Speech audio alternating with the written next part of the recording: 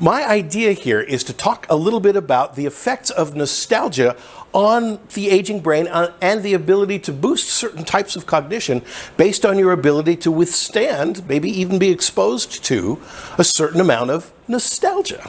Now here's the thing. We used to think for the longest time that nostalgia should not be focused on. In fact, nostalgia has this bad air feeling about it that you want to move backwards, and we as an American culture like to move forwards. That's going to be our thing. We had no idea that nostalgia, when exposed to correctly, can actually boost certain types of cognitive performance.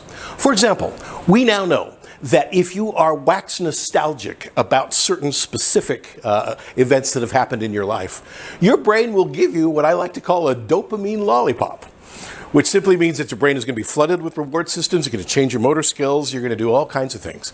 We didn't expect that. We thought that nostalgia was going to make you more depressed, that it would be a negative thing for you to bathe yourself in your past.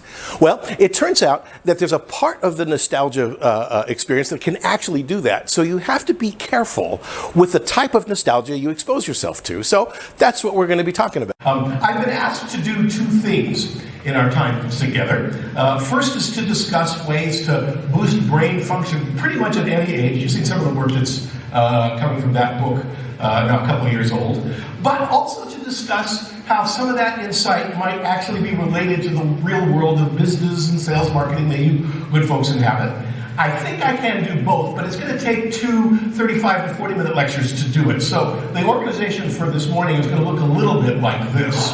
Lecture 1, boosting brain power at any age. Then we'll lecture 2, mindfulness and the unexpected power of nostalgia. And I want to give the warning that I speak at nearly the speed of light. This is as slow as I get. We all are involved in sales on some level on a daily basis. We would love to have you join us at SME to see what we're all about.